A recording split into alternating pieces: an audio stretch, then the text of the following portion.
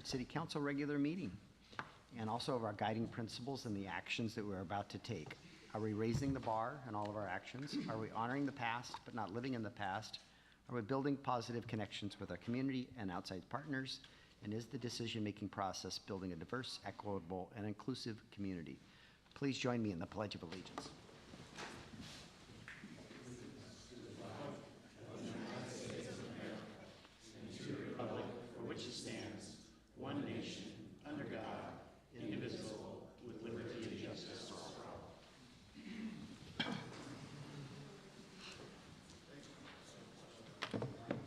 Have a published agenda. Councilmember Warden, I believe you have an amendment for us. Yeah, Mr. Mayor, I'd like to excuse Councilmember Trenary for personal reasons and Councilmember Diener for work related. Second. I got a second. I got a motion by Councilmember Warden, a second by Councilmember Morrissey to excuse Councilmember Trenary for personal reasons and Councilmember Diener for a work-related absence. All in favor of adding those excusals, please say aye. Aye. Opposed? Hearing none, those excusals have been added to the consent agenda as item K.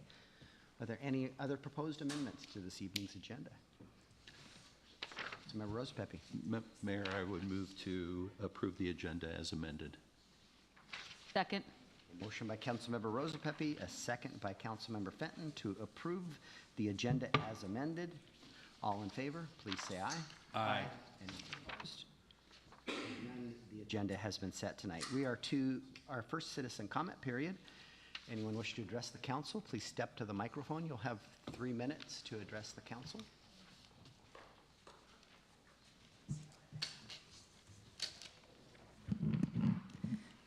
Christy McGee. I'm here tonight to address recent events and conduct by this council that I found troubling and inappropriate.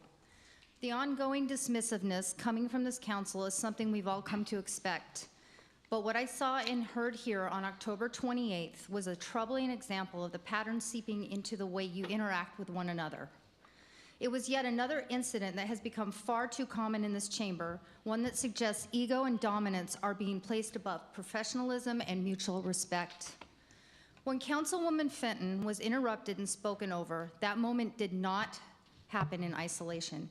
It reflected a culture that has been allowed to take root here, one that has tolerated personal grudges, power plays, and disregard for far too long. Silencing her while several of you continued discussing the very same subject was disrespectful and sent a clear message to the public, especially to women. I was shocked and could hardly believe what I had seen. You may not have realized it, but your actions demonstrated exactly how women are so often treated. I recognized it immediately because we have lived this dynamic our entire lives, being dismissed, talked over, or treated as less than equal for speaking with authority or asserting our perspective, in this case, just for asking a relevant question. Recently, it happened to me as well. A council member publicly mentioned me by name and called me a liar on his official campaign page. And on my own post, in an attempt to silence and discredit me from speaking the truth about an issue I personally experienced with him, along with others. This is not professional behavior from someone elected to serve this community, and I could not ignore the thread connecting these two events. Two women, one elected, one a resident, both treated as though our voices were irrelevant, unwelcome, and in need of being put in our place. Our city deserves leadership rooted in confidence and integrity, not fragile egos, defensiveness, or authority used as a shield. This council should welcome questions, not silence them, should listen, not lecture, and should take public criticism as an opportunity to do better. It should also be mindful while interacting with each other. The truth is simple. You cannot lead a community when the foundation of our leadership is fractured, and current behavior and actions like these do not reflect strength. The message you are sending is that protecting your own interests matters more than serving the people of the city. The community sees it, and we expect and deserve better. As a citizen, as a woman, and as someone who cares deeply about this place, I'm telling you plainly, it's time to do better.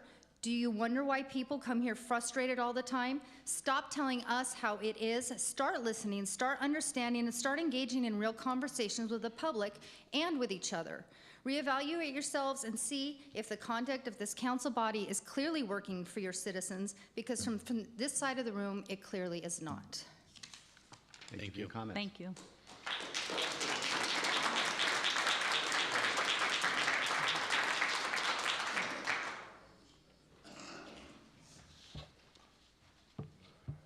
Good evening, Council. Robert Parker. I come before you tonight. I haven't been here in about 7.5 years, but there was recently something that was thrown in my face that I wanted to make you aware of what's happening, because you have legal risk.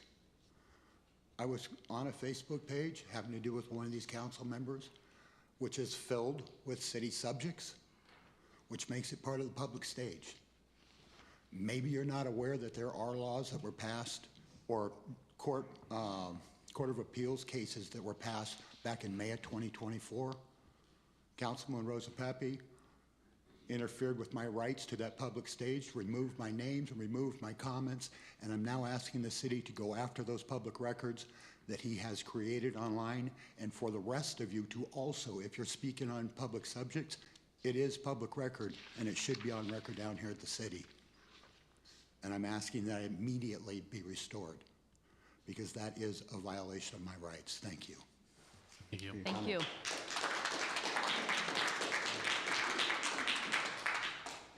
Anyone else wish to address the council this evening?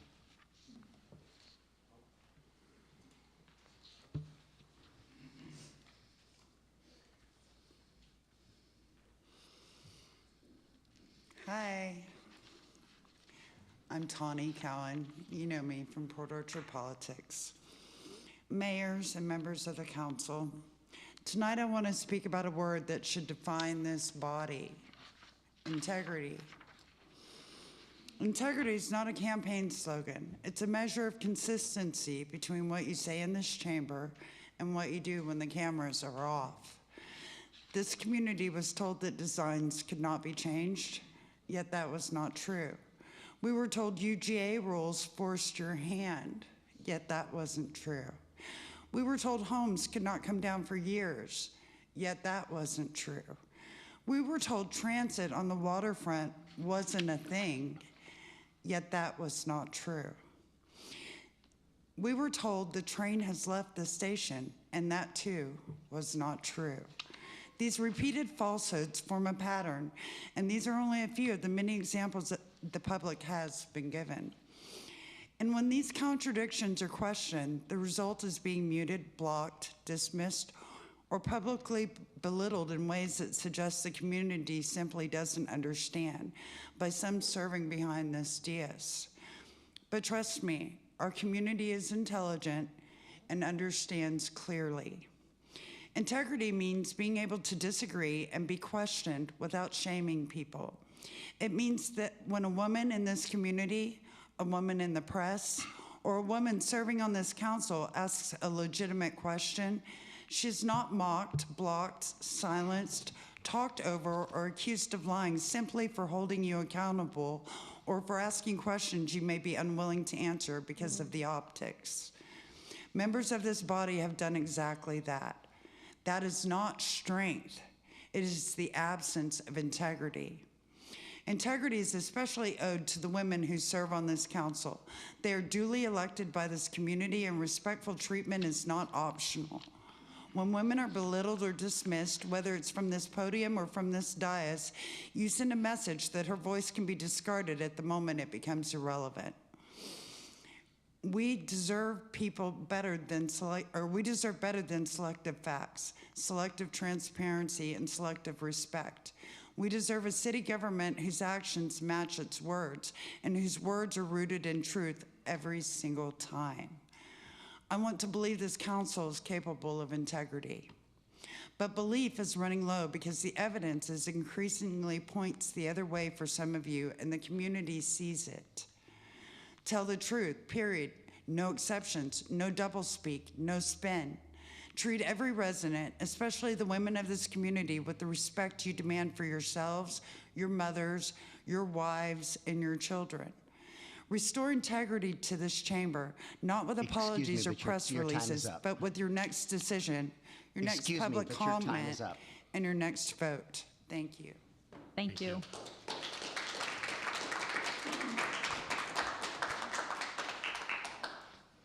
please be mindful of the red flashing light. That means your time is up. Cool. Okay. Good evening. My name is Shane Hannon. We're a local small business that supports athletes through, all the way through their college journey, right? So we have 8-year-olds all the way up to pretty much 23-year-olds. They're looking for a place to go play sports and accomplish their goals and their dreams and what they want, right? That's kind of been interrupted by the permitting process and the lack of clarity around that. So over the past several months, worked with the city's permit center on a process that should be pretty straightforward. Instead, it's been super drawn out, confusing, and an unnecessarily frustrating process. We had a pre-application meeting back in early October. The goalposts have consistently moved on this project, and the opening of our business has been moved each week. My business suffers, these kids suffer, right, just because of the lack of clarity. To quickly outline our experience past that pre-application meeting, wrote down everything possible, tried to get open as soon as possible, right, provide these kids with the chance to go play. Gone back and forth with the permitting center since October 9th, and we still don't have our occupancy permit. We had our inspection yesterday, right? So we're still fighting that battle. There's been 3 to 4 comments on our comment and response sheet, which has gone back and forth roughly 3 times, saying we didn't submit stuff even when we did. We have a Dropbox to show it, moving the target even till yesterday. We just want a process that, is straightforward, doesn't lack any clarity. It can be super consistent. There can be education around what we need to do as a small business to go operate, right? I came to this city hall and the permit center for a week straight, right? 5 straight days. Got told, hey, that's not the right way to go about things. Nothing's available online. Trying to educate ourselves the best we can on codes, put everything in a binder initially to make sure we can open and move straight forward with it. And it just keeps getting confusing, and more confusing. As someone needing answers and to work on tight timelines to make sure these kids are taken care of, we went to the permit center every single day where the main answer from the front desk or anybody involved was, we don't know the answer to that, can't find the answer to that. That's above our pay grade essentially, so there's not a lot of unison or any answers that can really be given throughout the entire permit center, right? Lack of accountability makes it nearly impossible to resolve any of these problems. When resulting conflicts arise, there's no clear escalation path and no real responsibility taken. I think the kids deserve that. I think small businesses deserve that. Being stunted before you can really even start when we put every dime of my family and this program into this thing, and now we're 3 weeks late to open compared to the original timeline we were given, it kind of shoots us in the foot right away, and I know a lot of small businesses are feeling that, right? You get stunted before you can even start, so why would businesses even want to start? Why would, me as a young person, why would I want to go open up a business in this town, right? It's difficult. We want to support our community. There's a huge hindrance on that when we can't even have a clear-cut process or any formal education around what we need to do, or when we're told what to do, it just consistently changes. Thank you. Yeah, thank you.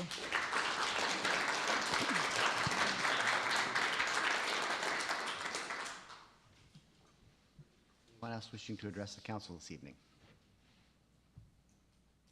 All right, we're going to close the first citizen comment period, and we are going to move on to our consent Mr. item. Mayor, do you want to allow the opportunity of the members of online to Does there participate? anybody online wishing to address the council, please use the raise your hand feature, and the clerk would bring you into the meeting. And I see no one raising their hands, so I will close the first citizen comment period. We have a consent agenda that has been amended. Is there a motion to approve the consent agenda?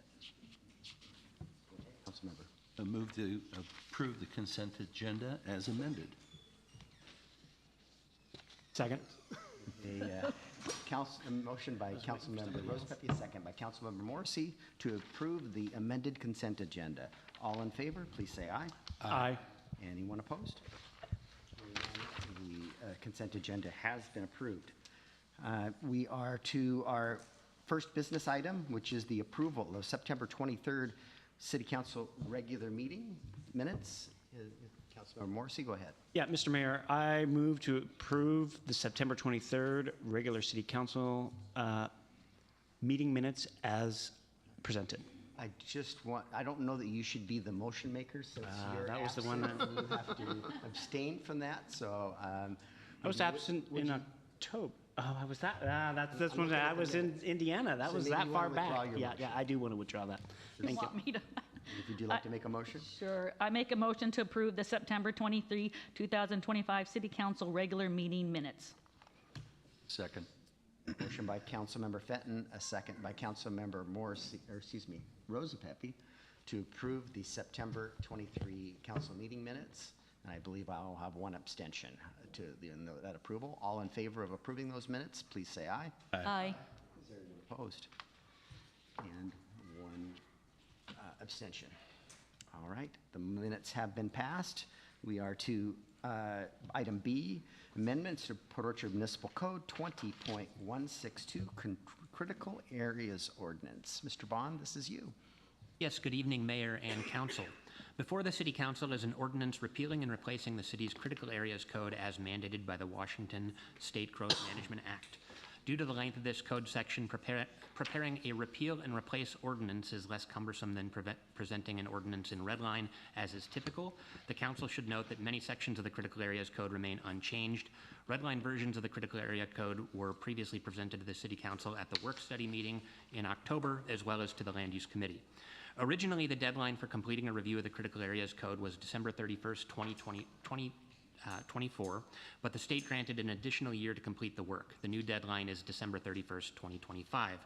The Critical Areas Code regulates critical areas including wetlands, critical aquifer recharge areas, fish and wildlife habitat conservation areas, frequently flooded areas, and geologically hazardous areas.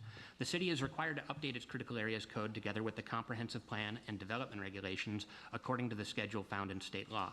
The Critical Areas Code update consults state guidance and is required to review best available science. The proposed updates include some code reorganization, changes to wetland buffers, and surprisingly, some of the buffers are decreasing, updated terminology, and changes to riparian management zones. The Planning Commission spent much of the past 2 years reviewing and discussing the proposed ordinance.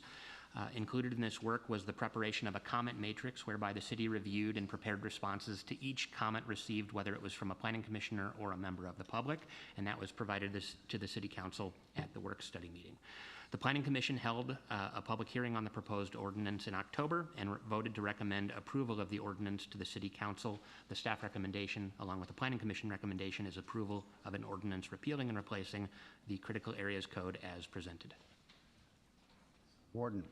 Yeah, Mr. Mayor, I move to approve an ordinance repealing and replacing POMC 20.162 presented. Second. We have a motion by Councilmember Warden, and I believe that was second was by Councilmember Morrissey. Any questions of staff on this matter? No, I just got a quick question for you, Mr. Bond. I know this also has to do with our growth management and with the wetlands in our critical area. Along with our growth management, do we have anything that talks about the Shoreline Master Program?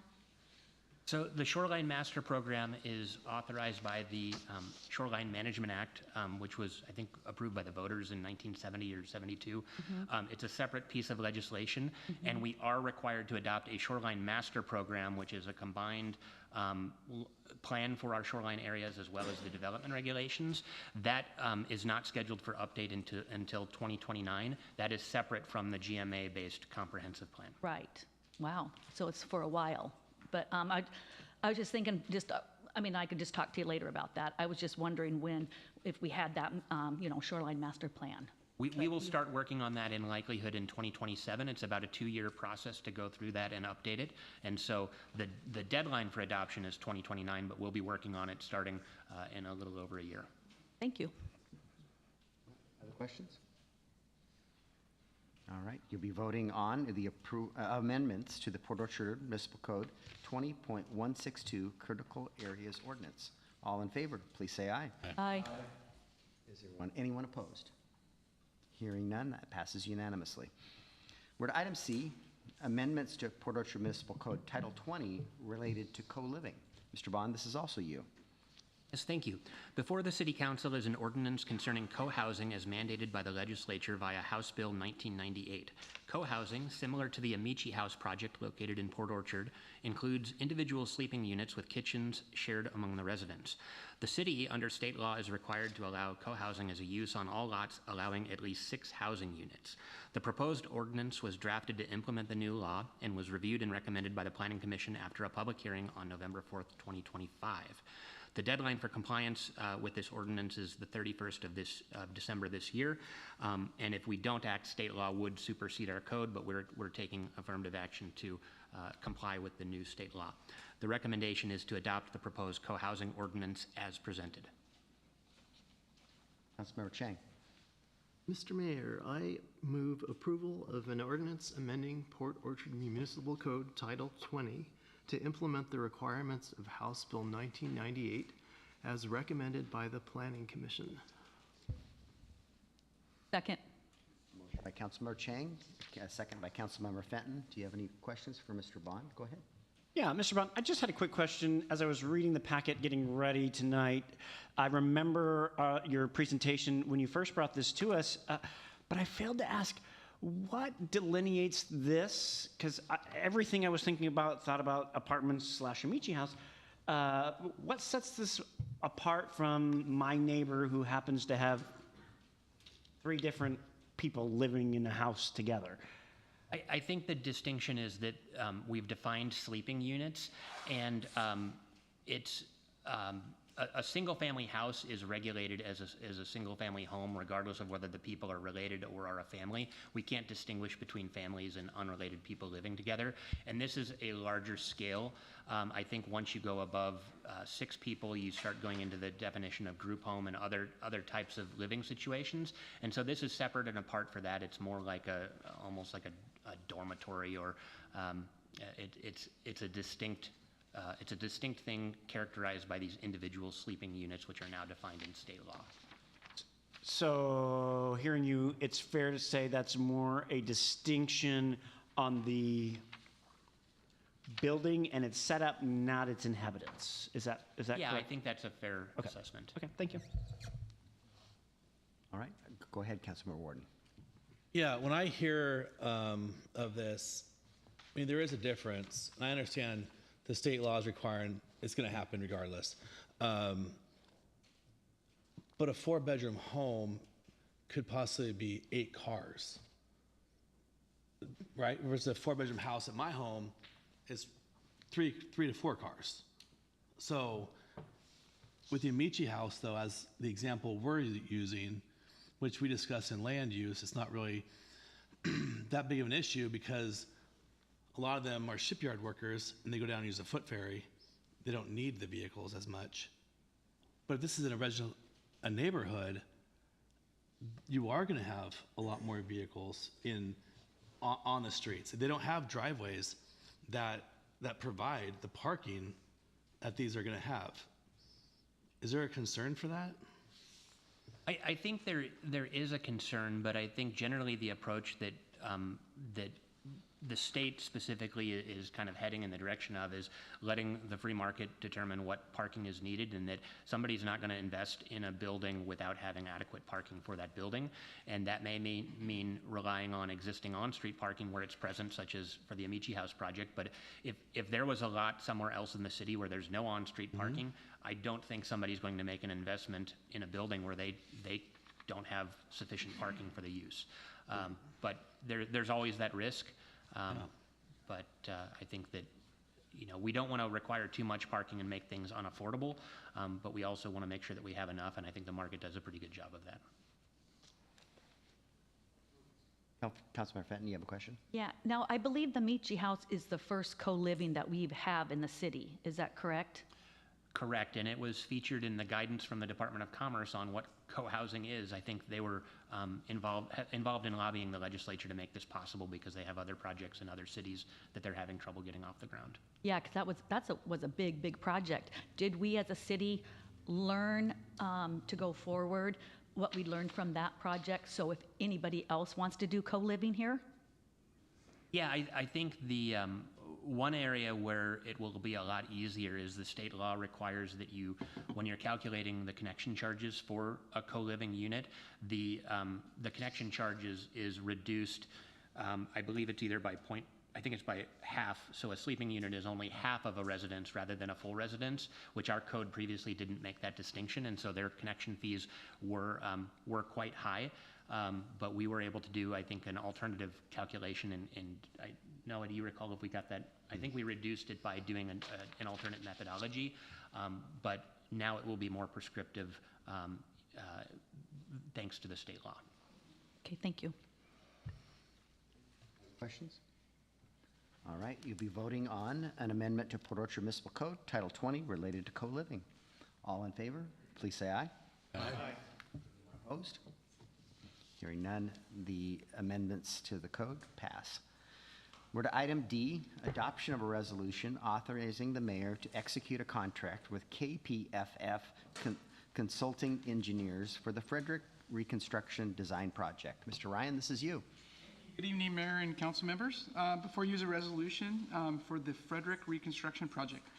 The Public Works Department is advancing design efforts significantly for the reconstruction of Frederick Street, a key connector within the corridor. While originally part of the broader Bay Street Reconstruction Project, the Frederick Street segment is now moving forward independently. The project will address aging infrastructure, improve multimodal access, and enhance safety and connectivity for all users. In accordance with the state procurement laws and city policy, we issued a request for qualifications for architectural and engineering services. The RFQ was widely advertised throughout the region, and in August deadline, we received one statement of qualifications. Through review, KPFF Consulting Engineers was selected as the most qualified and responsive firm.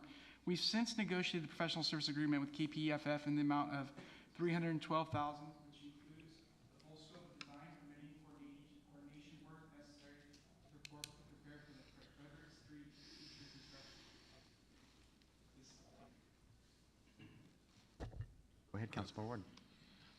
Yeah, Mr. Mayor, I move to adopt resolution approving and authorizing the mayor to execute a contract with KPFF Consultant Engineering for the Frederick Street Reconstruction Project in the amount of $312,000. Second. Motion by Councilmember Warden, a second by Councilmember Morrissey.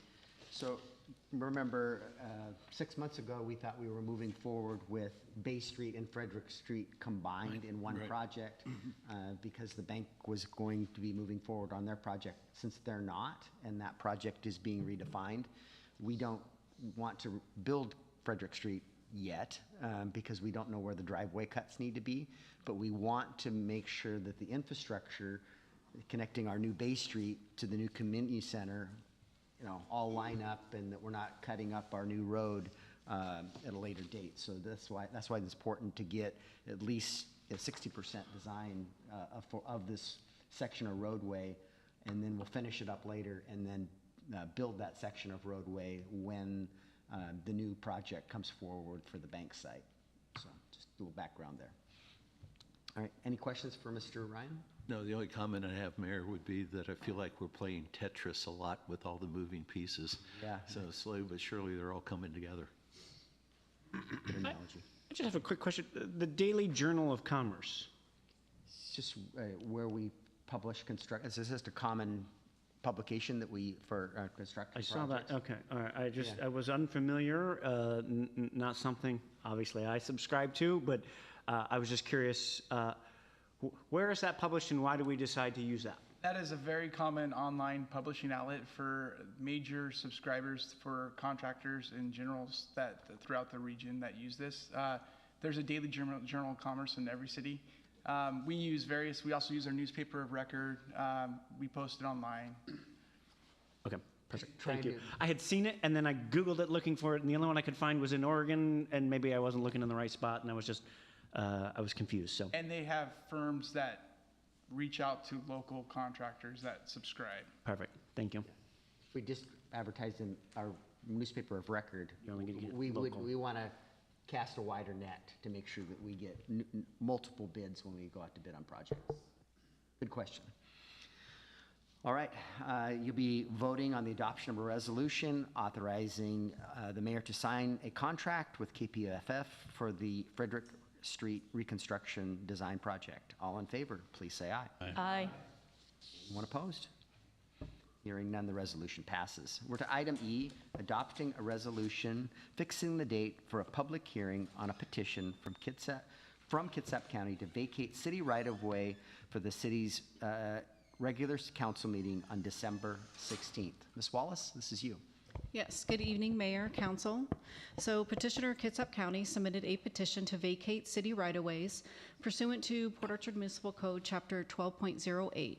There are 3 areas being requested to be vacated. They are a portion of an alley off of Taylor Street and a portion of Austin Avenue that is between Taylor Street and Smith Street. That estimated street vacation is 9,974 square feet. The second portion of Sweeney, I can't even speak. The second request is for a portion of Sweeney Street off of Sydney Avenue and most of the alley between Taylor Street and Division Street. That approximate square footage is 14,838.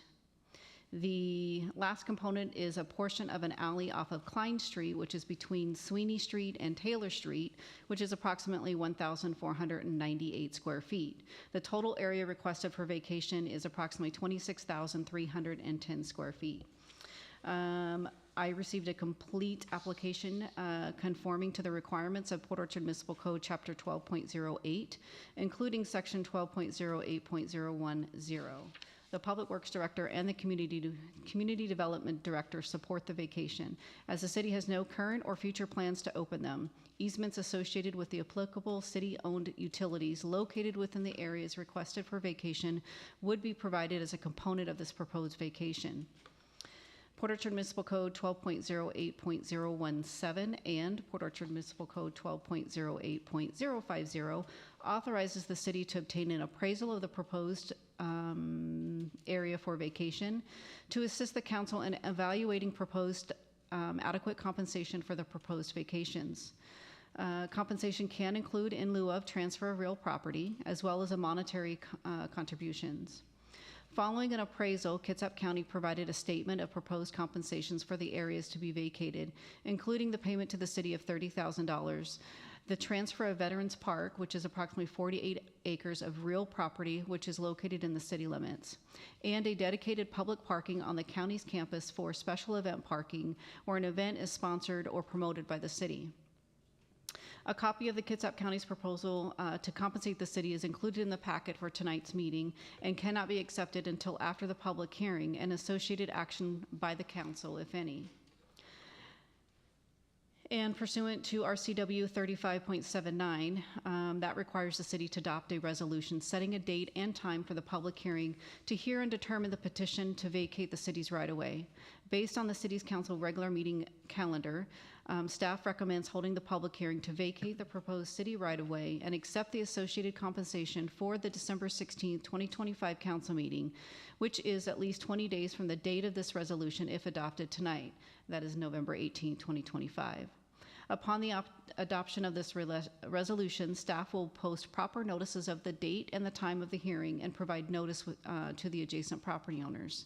With that, staff recommends that the council adopt a resolution setting the date and time of the hearing of the petition to vacate a portion of the alleys and streets as described and directing the proper posting of notices of that hearing. The hearing is to be held Tuesday, December 16, 2025, at the regular council meeting here at the council chambers, 216 Prospect Street at 6:30 p.m. Mayor Fenton. I move to adopt a resolution setting a public hearing for December 16th, 2025 at 6:30 p.m. on a petition from Kitsap County to vacate a proportion of alleys and streets as described. Second. Motion by Councilmember Fenton, a second by Councilmember Rosapepe. This is just setting the public hearing tonight, and this has been a probably 2-year process to get to this point. I'm excited that we're finally moving forward on this, and we want to see the county campus built, but step one is for them to build the parking that's needed to serve their current needs and their future needs. And I want to thank Councilmember Morrissey and Councilmember Trenary. We've had a sit down with the county administrator and Commissioner Root, and well, I think we all said it when we walked out of the room. Neither side was completely satisfied with where it ended, so I think it was a fair negotiation. And on page 450 and 451 of the packet is that agreement. And for this right-of-way, we'll be receiving the right to take Veterans Parks from the county. It's someday we would love to have that park, but we need to have a dedicated funding source like a Parks and Rec division within the city that we don't have today. So that gives us 10 years to go to the voters, come up with a Parks and Recs plan, and if we're successful, then be able to take that park from the county, which that park is bigger than all of our parks combined within the city. There's some language in there about the use of that parking lot after hours, and we negotiated, I believe it's 6 events of our, for our major events. And then there's some language about, because the parking lot is going to be fee-based and paid parking, and for discounted parking for users after hours. And then lastly, that the county will give us $30,000 in cash for that right away. So, Councilmember Morrissey, you had your hand raised.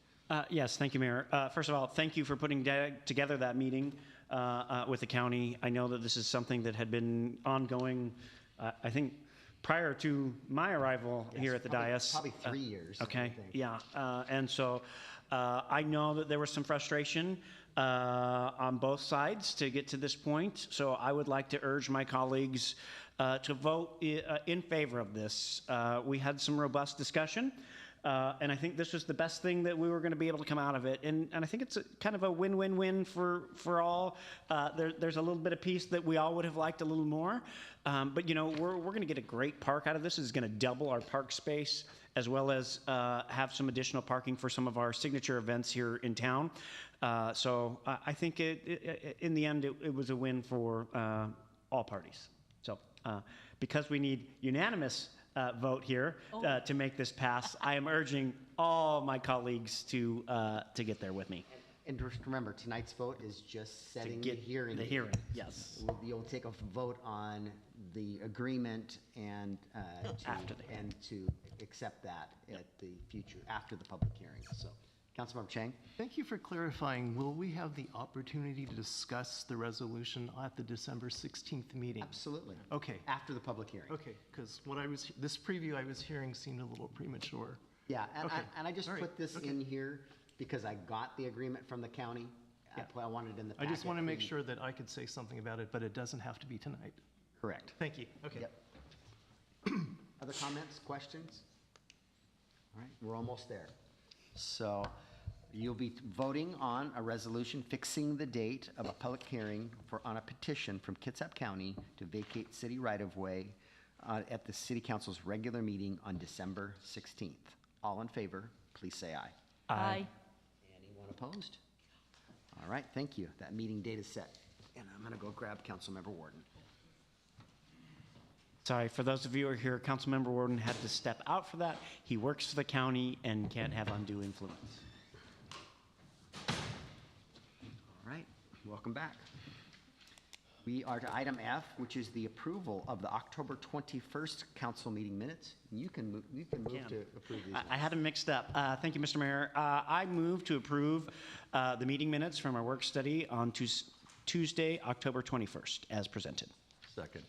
Motion by Councilmember Morrissey, a second by Councilmember Rosa Pepe to approve the October 21st City Council meeting work study minutes. All in favor, please say aye. Aye. Any opposed? Hearing none, the minutes have been approved.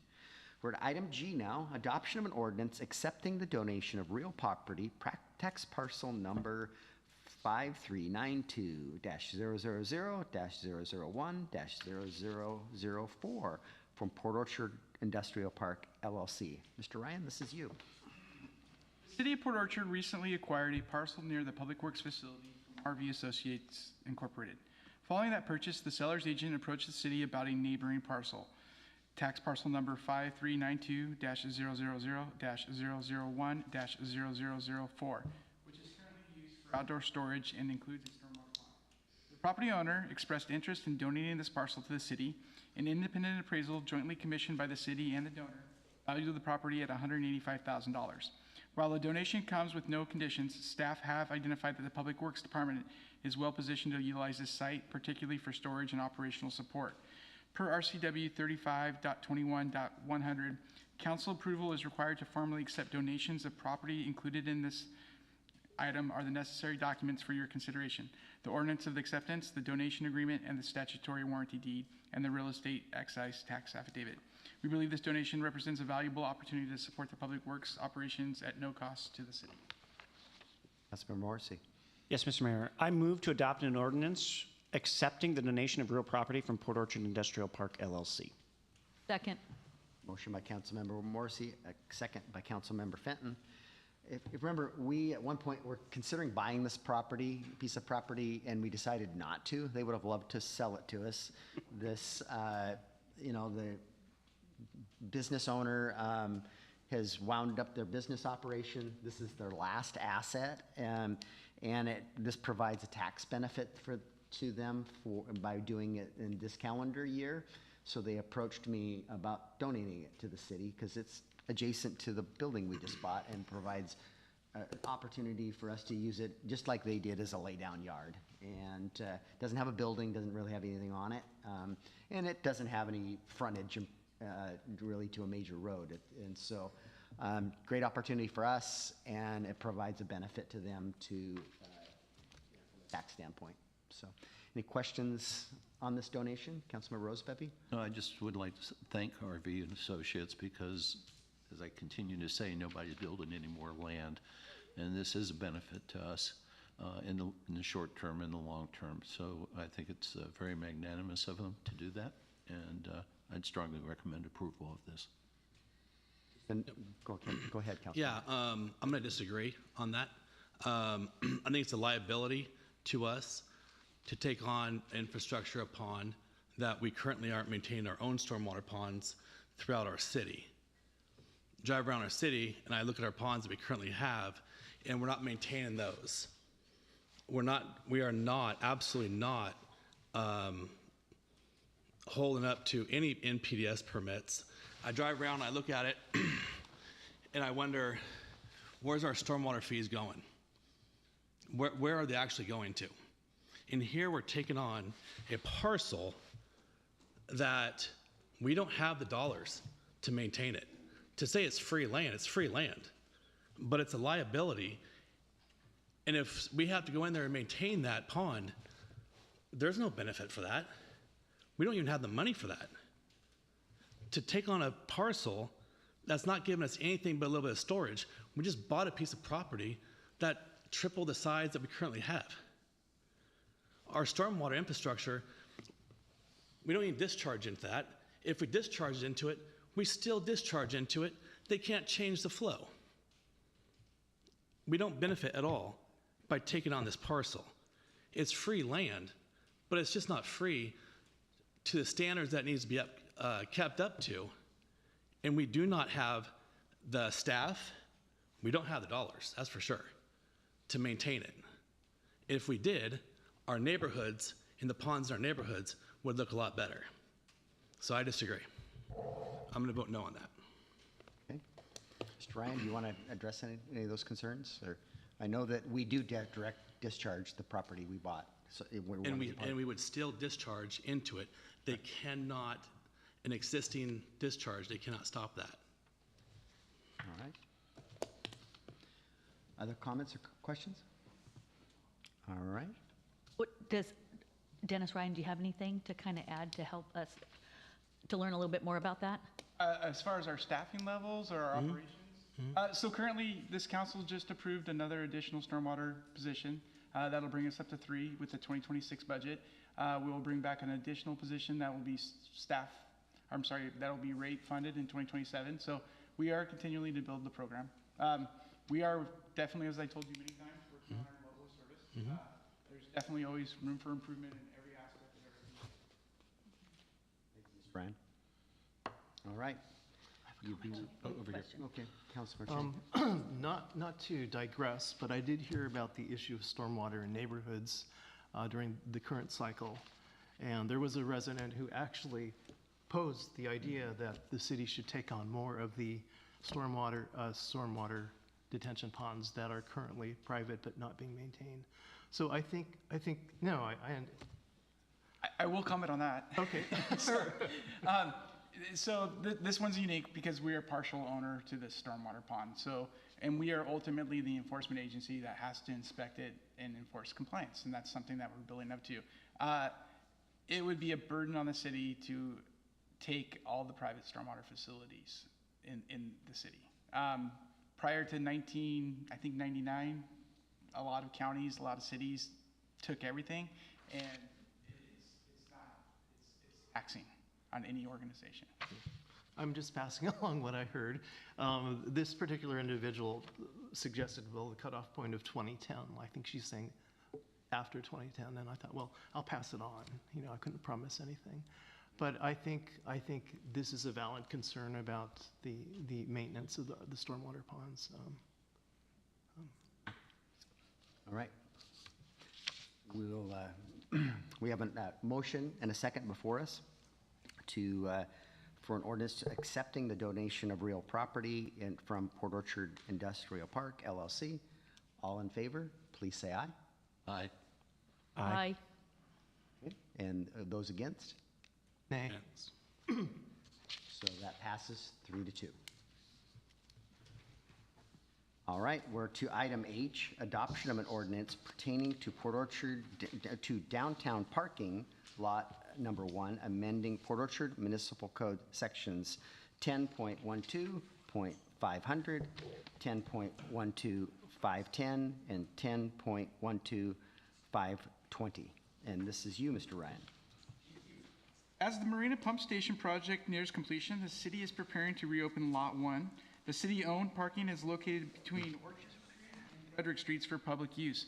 In response to feedback from downtown business owners, staff are also proposing to restart the monthly merchant parking pass program, which was in place prior to the lot's closure. The program would reserve a limited number of stalls in Lot 1 for merchants who would purchase a pass, helping ensure that they have access to nearby parking. The proposed ordinance would reopen Lot 1 for 4-hour parking, public parking, with designated stalls for 30-minute loading pass holders.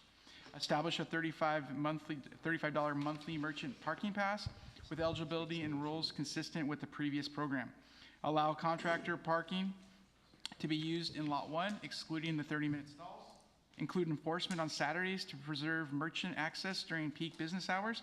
A map of Lot 1 is included in your packet and will be added to the city's public parking map online. And additionally, Mayor, I think there was an additional proposal for tonight's. I'll speak to that. Okay. I didn't want to miss that, but that's all I had, so. Okay. And before the motion is made, I'd like to speak to, because we can either add that to the main motion or as an amendment. But I spoke to Bob Hampton at the West Bay Center, and I don't know if anybody else has noticed the parking problem with vehicles camping overnight along the curb at Etta Turner Park.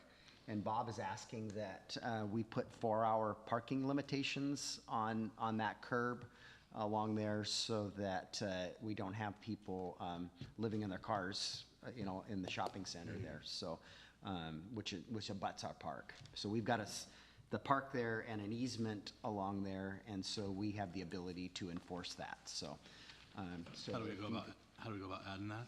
I think Mr. Morrissey's got this handled. So go ahead. Yeah, thanks, Mr. Mayor.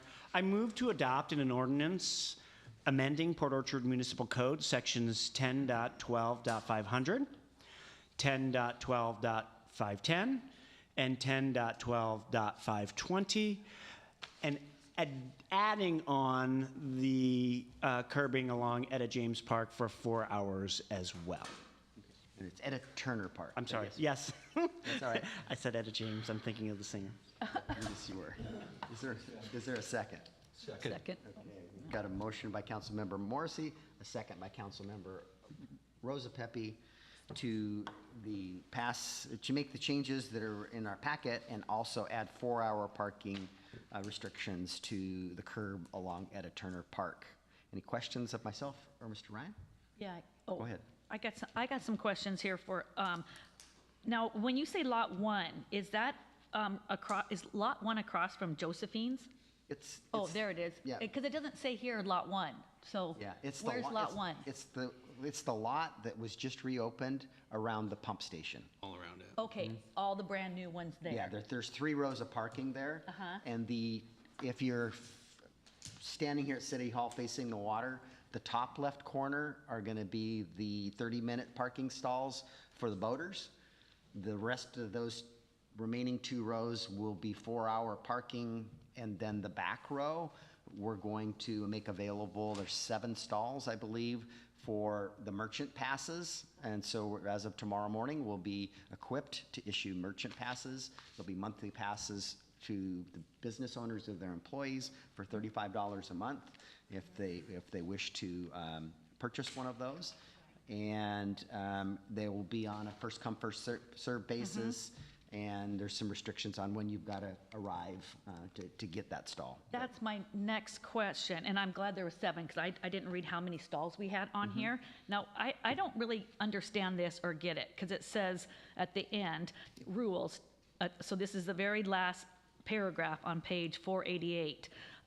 Rules to add a rule for the downtown merchants parking pass program, including that the dedicated stall shall be available on first come, first served basis until 10 a.m., after which time any vacant stalls may be utilized by the general public, subjected to the 4-hour time restriction.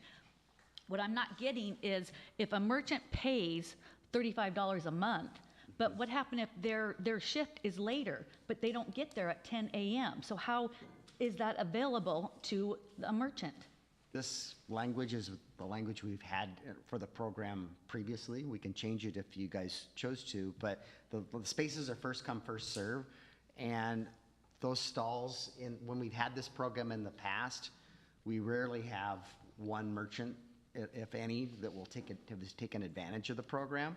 So if we didn't allow so after 10 a.m., anybody can park there with a 4-hour restriction. And so now, if we didn't, otherwise we would have stalls that aren't being utilized at all. So with this program, it's first come, first serve, and you can't, so John can't show up to park in that row at 8 o'clock in the morning or 9 o'clock, anytime before 10 o'clock, the general public can't use those stalls. After 10 o'clock, if somebody isn't parked in one of those stalls, then those stalls are open up to the general public to use. It will just, I find it will just kind of be interesting if a merchant is paying for those stalls, but yet if they come later and they're all taken, then they're kind of a waste of money for them. I don't know, it will be interesting to see, because this wording is a little different. I mean, for me anyway, when I'm looking at it. Councilmember Ward? Yeah, didn't, I was talking to you one time recently about this. We discussed like 4 stalls possibly, and if they filled up, we can add a few more to it. Is this the alternative to that? Is Yeah, 10 a.m.? it was just putting signs on 4 stalls versus the entire row. Yeah, And yeah. so it was just that he's gonna be, and with this language that after 10 o'clock, it's gonna open up to the general public, I think we can ensure that these parking stalls are gonna get used, because there's definitely a need for more parking downtown. I think it's a very good compromise compared to the 2 hours that we had, and staff couldn't get out to move their vehicles. So it's a real good start. It's a real good start. Even for 4 hours, it's hard for a merchant to get out because of their, their shift. There is a price of doing business too. You know what I'm saying? I mean, seriously. It's tough. That person that had a shift at 2 o'clock, and if they parked in any of our 4-hour parking down there, parking enforcement goes home at 4:30, they're probably gonna be just fine. Hey, thanks. So, Councilmember Rosa Pepe? I'd like to remind the council that we can make a decision and then change it if the conditions do that. I would agree with information that we had before, that this was not being utilized, And so this does make, it's a nice compromise right now. So I'd move forward, but we can monitor it, see what we get from the Alliance and what comments they have, so. Councilmember Chang? I'm sorry, I missed how many? We're in the row, did you say 6? 7. There's 7 in the merchant row. And it's either 3 or 4 are set aside 30-minute for, and they're already signed that way down there. So. No, I think it's a good start because it does provide parking for merchants. I will bet you, though, that merchants in the 800 block of Bay Street are not going to walk 1 block here to park their car, but would rather complain as they have. It's unfortunate, but at least we're providing some place for them to park.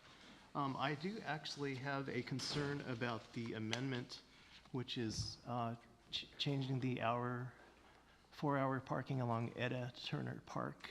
I realize that is city property and it's next to Bob Hampton's private property. And I know he's abolished all parking, or he's trespassed people on his property. And I have actually walked there with my dog, and I've seen a couple of trucks parked there, and I've been aware that there are people probably sleeping in their trucks overnight. They are, I would say, not dangerous. They seem to be clean, and I would actually hate to chase people away from what's considered safe parking, unless we have someplace else where they can go, and I'm not sure that we do. So I will vote against the whole thing if we're including that clause. How do they get in and out without using private property? They can't. They can't. I know that. I know the answer. Sorry. I was just trying to get them to think through that. I just don't see how we couldn't not help our property owner there, because how would somebody get out in an emergency? The parking lot's his. They're not blocking anyone from his parking lot. I hear you. I think the issue is that there's a covered space there as well. Well, not for the parking, but I believe there are it has become a homeless attraction right there. As I've visited that business and had issues trying to park to frequent the pizza place, as well as the people that were set up camp there and under the covering there. Yeah, I haven't seen the camp. I've only seen the 2 trucks, and they stay inside their truck. They don't expand, and they're tidy, so. Actually, they have been, they're stretching tarps out into the parking lot. Well, we're not talking about Rite Aid here. We're talking about Etta Turner Park. I am referring to, yeah, there's tarps being spread between the 2 vehicles to, but anyway, that's here and there. And we have a motion and a second on the table related to adoption of modifying the parking on Lot 1 and also adding a 4-hour provision to the curb along Etta Turner Park. All in favor of those changes, please say aye. Aye. Anyone opposed? Nay. Okay, that passes 4-1. Mayor? Yes, ma'am. Before we continue on, item G, the donation, because that was a 3-2 vote and it was an ordinance, not a resolution, that did not pass. So that it has to pass by a majority of the membership of the whole under state law. So that needs to be brought back for a future meeting when you have more council members. Okay. Unless council wants to reconsider it tonight. Okay, all right. So we will bring that back to our next council meeting. All right, so we have no discussion items this evening. We have council committee reports. Let me find those. Economic and Development and Tourism. I don't believe you met. December 8th, I see, is your next meeting. Has Utilities met since our last? No, I see December 9th is potentially your next meeting date. Finance was scheduled for this evening and it was canceled. We didn't have any agenda items. Transportation is November 28th, I see. I don't believe it's met since our last council meeting. I'm getting blank stares. I believe that to be correct. Land use, I see, is tomorrow, yes. Lodging tax, We met. I know that's. We met. You met? We did. You have a report. A short one. So we had our first meeting, would have been last week. I don't remember which day, but we had a majority of our committee there. It was our first meeting setting out when our future meetings will be, what we're looking at, and getting our RFP out, and it has been published. So if you know anyone looking for tourism, marketing, or operation dollars, please send them to the city website to submit their proposal. And we will meet again either December 3rd or 4th. That will be published probably sometime tomorrow or later this week. That is my report.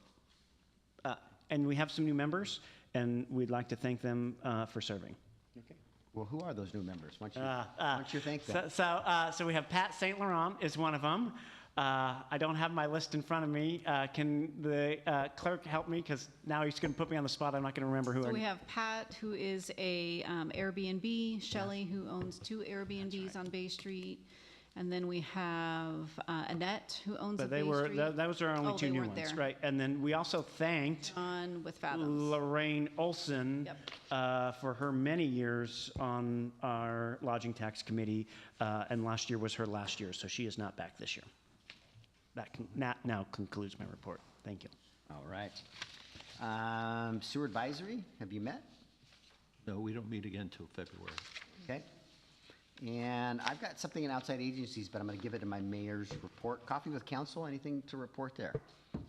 Yes. Do you want to start, or should I? I was there for about 90 minutes of it because of Beck's funeral afterwards, but the one person that we talked to was mainly about the multi-taxi Multifamily. multifamily tax exemption, which is a discussion. I think that turnout was a little bit low because of the weather. That was a pretty nasty morning. And then I think Fred had some to add, talked to a couple people afterwards. Someone came at the very last minute, and so Mark and I stayed and talked to her. She was a resident of the Trails. I believe her name was Jackie, and she had 2 questions. The first one was she was advising a business called, I think, Wine About It, that apparently didn't understand the permitting process, which we have heard before. And so we asked this advisor if she knew more about the situation. For example, did the tenant hear the words "move and ready" from the landlord, and were they already paying rent? And the answer to both was yes. So we suggested that in an ideal world, the applicant would talk to permitting before they sign a lease, find out what needs to happen as space. We told her that there was one business, for example, that's selling food in what used to be a shoe store. So there had to be modifications when you're adding heat and ventilation. Fire suppression and things of that nature. And So plumbing.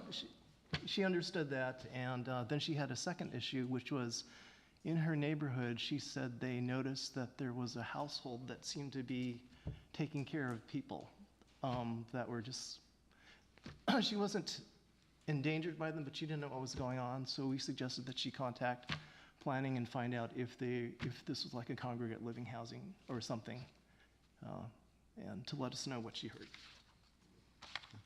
All right. So we will move on to, I think, the next item is let me find my agenda back here. Report of the mayor. Report of the mayor. That's where I thought we were. All right, Brandy, could you share those slides? I serve at the Puget Sound Regional Council's Executive Board and also on the Transportation Policy Board. And Brandy's going to, so there's some data that I thought, that came out of a presentation related to future transportation funding needs. Okay, so you're aware that we have a transportation improvement plan. And if you add all of the transportation improvement plans of the Puget Sound region together, you would find that over the next 25 years, there is a $50 billion shortfall to fund all of those projects. And 60% of those needs are in the cities, the county, and the state. And so that total includes the state's projects also. So in that presentation, though, I found it interesting that our median household income has actually surpassed Pierce County. And I don't know how recently that was, but it has. And I know we've got the Bainbridge Island factor to Kitsap County that skews it a little bit. And Brandy, if you want to go to the next slide, and then also our median house price is actually eclipsed. It's the second line there, Pierce County. We're at 505. That happened in April of 2024, by the way. Oh, did it? Okay. So John knew exactly when that happened, but it's the first time I've seen data that shows that. And then the next slide, this is the cost of we've got a transportation benefit district here in Port Orchard that we're funding Bethel with. In Kitsap County, as a whole, we've got the 3/10 measure funding our fast ferries. But if you look at our tax burden comparison to the other counties in the Puget Sound region, it's significantly less when it comes to transportation taxes. And it's a variety of factors, but one of the biggest is the Sound Transit Initiative is bringing that up higher in those other communities. But I just thought I found that data very interesting.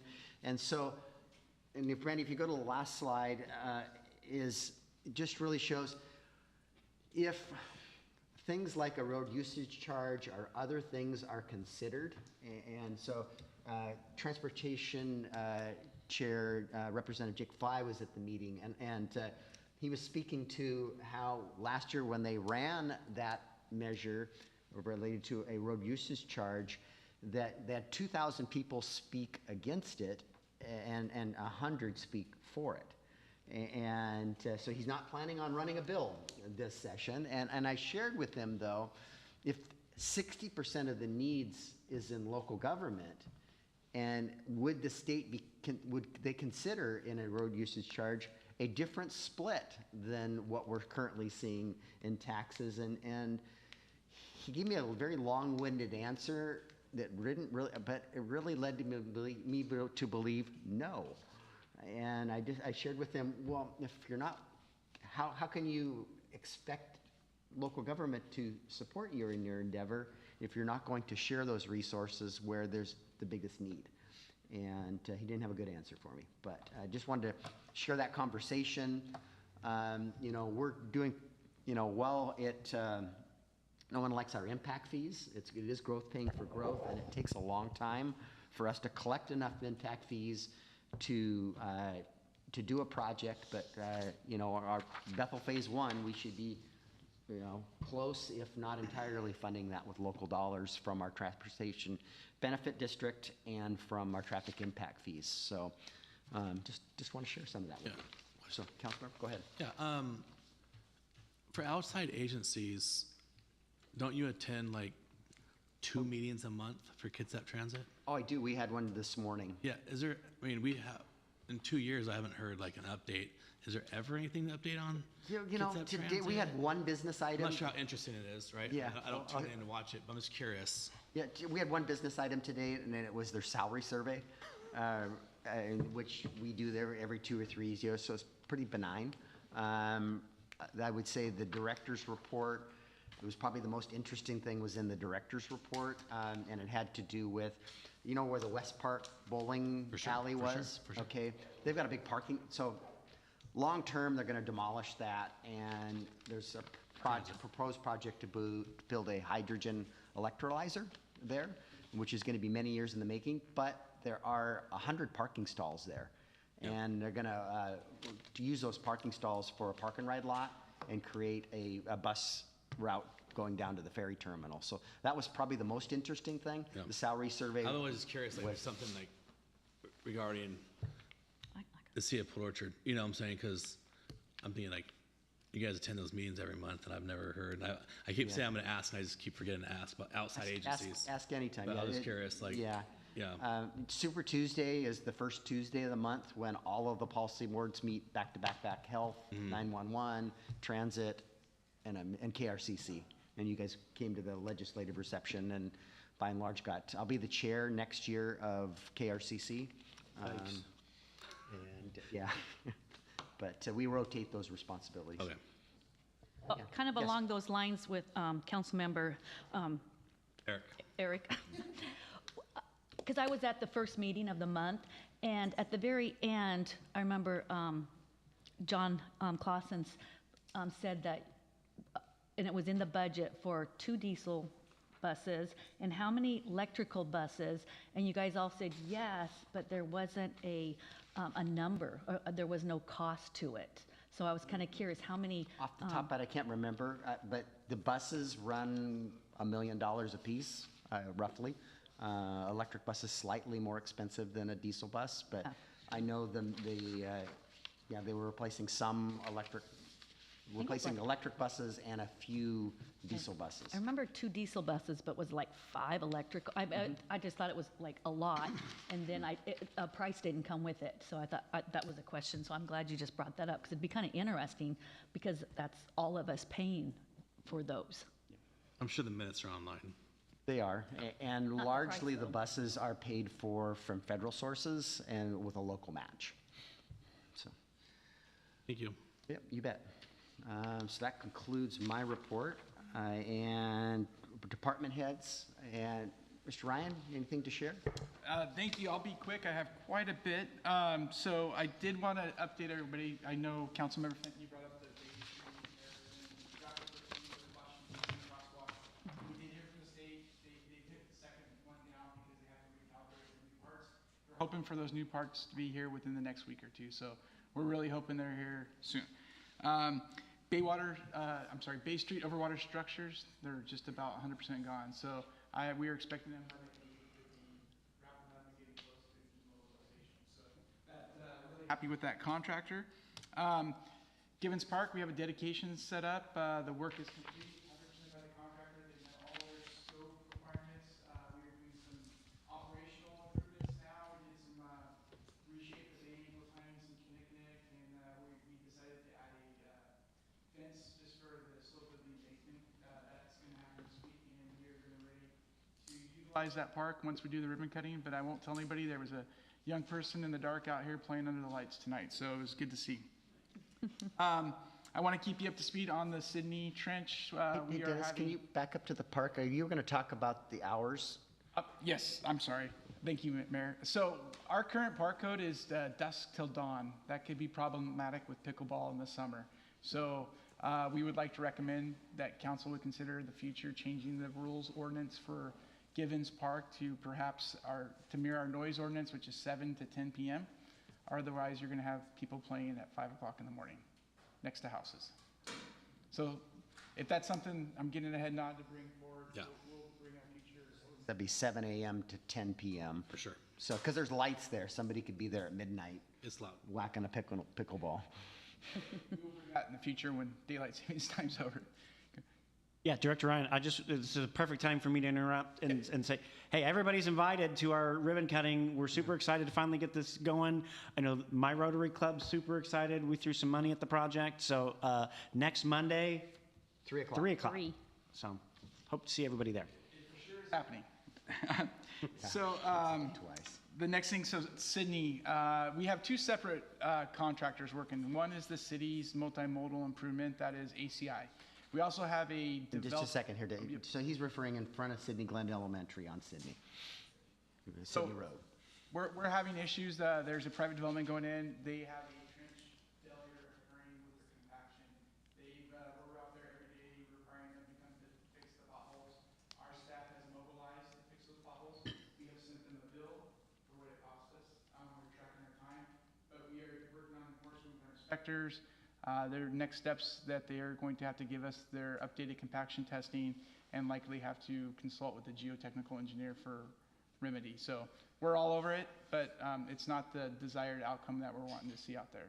That road's a mess right now, and we're trying to force compliance of the contractor. We hope we don't have to go after their bond. Councilmember? The elevated sidewalk by the school. Mm-hmm. Is there gonna be a fence put alongside that? Because that slope's steep right now. I will check. Yeah, it wasn't, there was a You might path slip there. on something, because Yeah. that's steep right now. It wasn't previous, but right now it's pretty steep.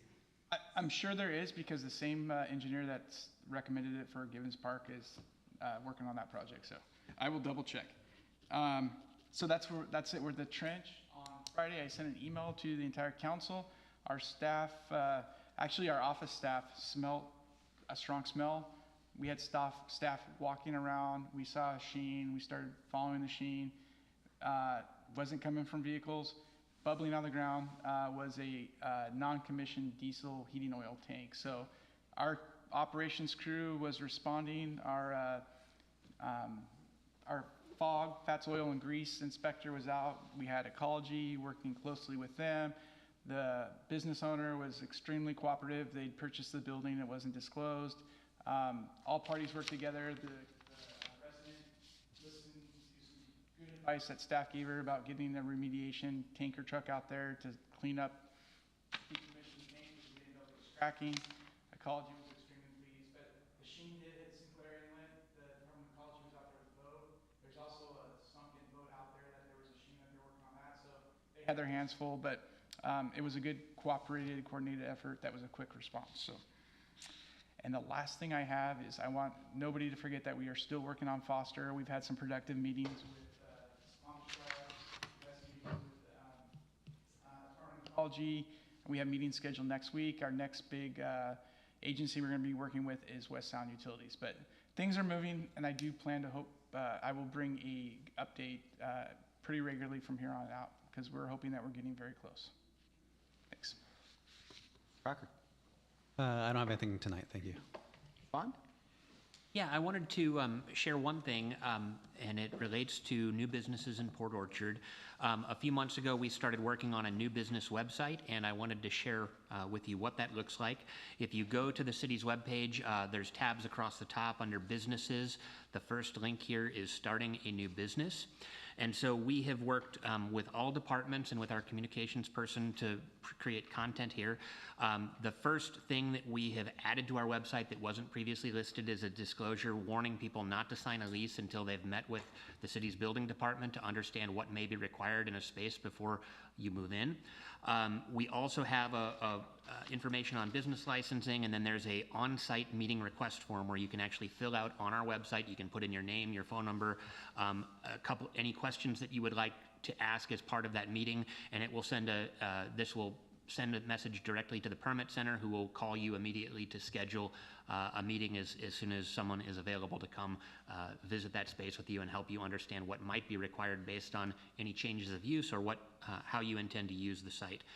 There's also information on here about occupancy permits, home businesses, signage, and some other resources. And so this is a totally new website, and we are just hopeful that folks who are thinking about starting a new business will do the due diligence and visit the city website and try to learn as much as possible before committing to a space. And we don't want to see anybody sign a lease and then find out that they have tens of thousands or even $100,000 in improvements that need to be made for a change of use. So thanks to all the departments who worked on this. I know Noah's department was heavily involved, the building folks, and then Josh, our communications staff person, helped out with this as well.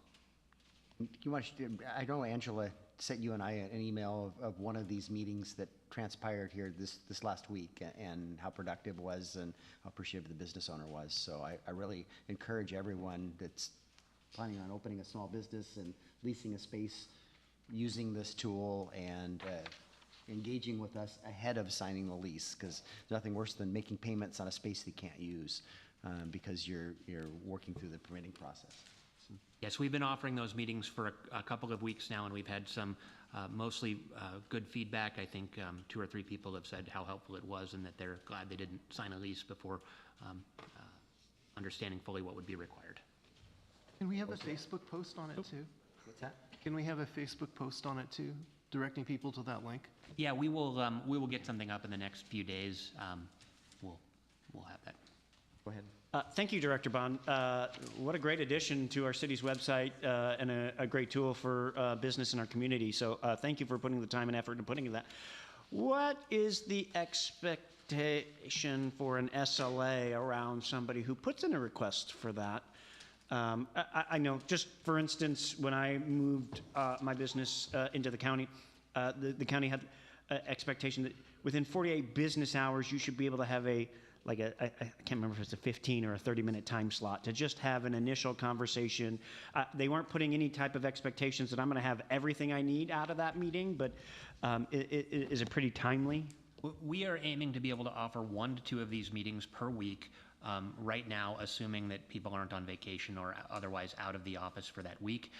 Once we hire the position that you funded, which was a plans examiner inspector 3 position, so a very senior inspector right below the building official, we may be able to take on more of these types of requests, but we have to fill that position first. Right now, there's quite a bit of a backlog, and it's hard to get any time with anyone in our building department because we are so slammed. Would you just keep us abreast of that so that we can make sure that we're allocating the appropriate resources? Definitely.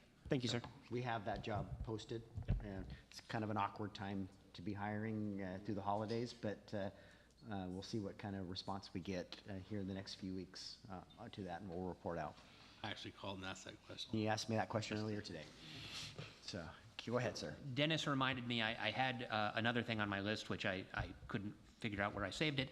I did want to also report that we have been trying to figure out why things are so busy this year. We have run some reports through our permitting system, and as of November 1st, the number of permits that have been assigned to our Public Works Department are up 20%, and that's only through November 1st, and we still have 2 months left in the year. So we are seeing a significantly higher volume, and it is the types of permits that are in are more of them are being routed to Public Works for review.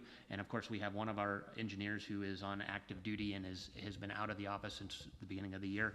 And so that has only exacerbated the problem. But we've authorized overtime and are working through that backlog right now. But it has been a year for permitting for sure. And Mr. Bond, you gave that a number of 20% this year, but you gave me a number a week or so ago. Over the last 2 years, we're up 50%.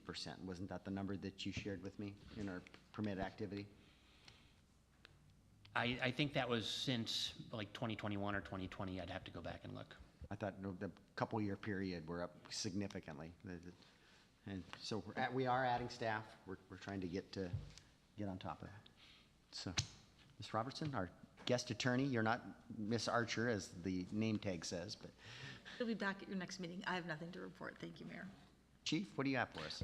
Just a couple things. So we did publish out our 2026-2030 strategic plan. I want to specifically call out Caroline Eberhardy, who did all the work to make it look pretty, because I can work Microsoft Word and that's about it.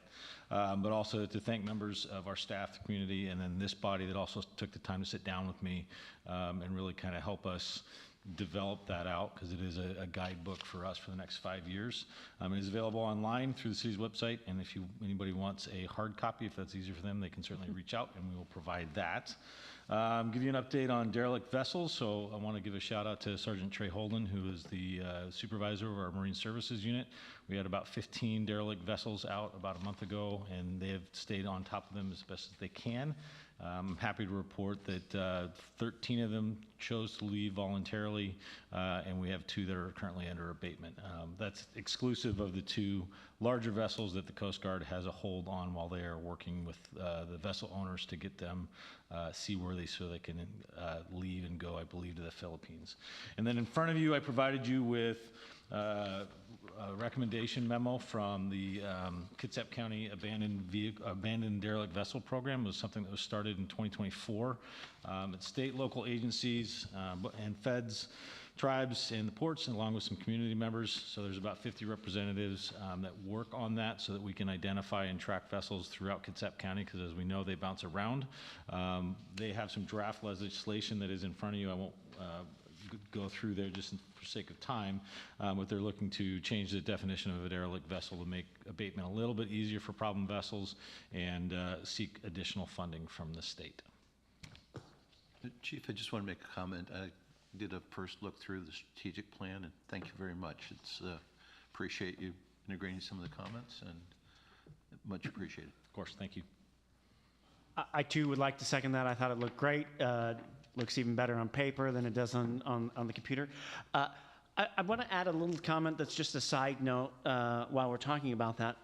We had a presentation this morning in my Rotary Club from the Kitsap County Sheriff's Office, and they brought their canine unit. And so luckily your deputy chief was there, and so I left this in his ear as well, but I'm going to leave it here. I think what a great escalation tool. De-escalation. Sorry, yes, that's what I meant to say. No, I don't want any escalate. What a great de-escalation tool, and what a better ambassador of law enforcement than a canine unit. So I would like to strongly encourage that the city of Port Orchard look into establishing something like that here. We are currently working on something very close to that. That's why I it's in would there. support any assets or anything you would need to get that off the ground. We'll have some very happy officers tomorrow morning. Thank you. Right. Clerk Wallace. Nothing further to report tonight. Thank you. Okay. We are to our second citizen comment period. Is there anyone wishing to address the council at this point in the meeting? And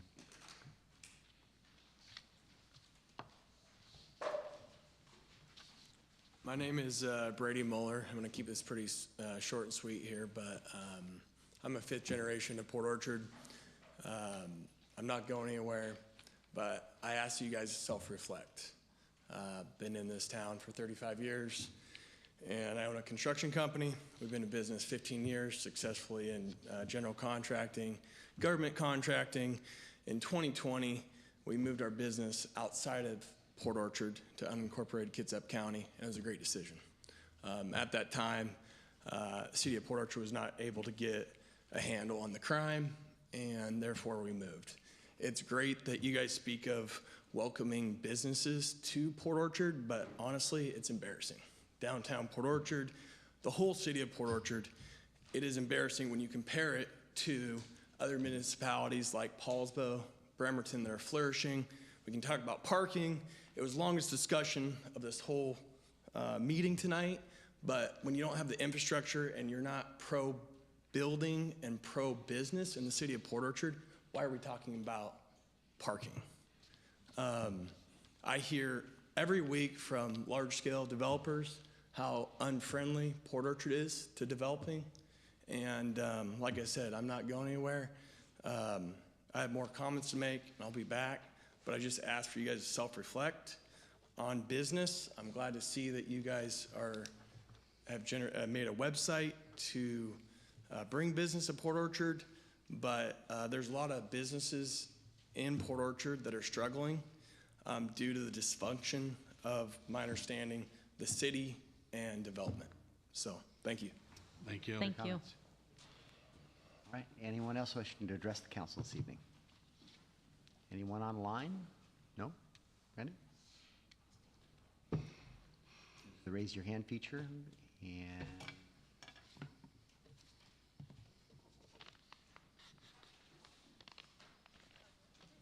one with a raised hand, so I'm going to end the second citizen comment period. Before we get to go to the order, I just want to remind everyone, we're going to have a brief executive session.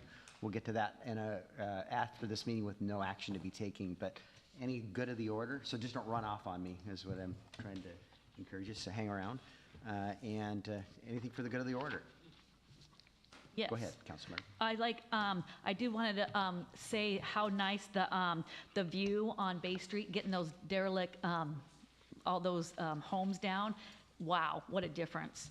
And then also on November 29th, on Saturday, we got Small Business Saturday, and that's the downtown Port Orchard. Celebrate the holiday shopping season in downtown Port Orchard.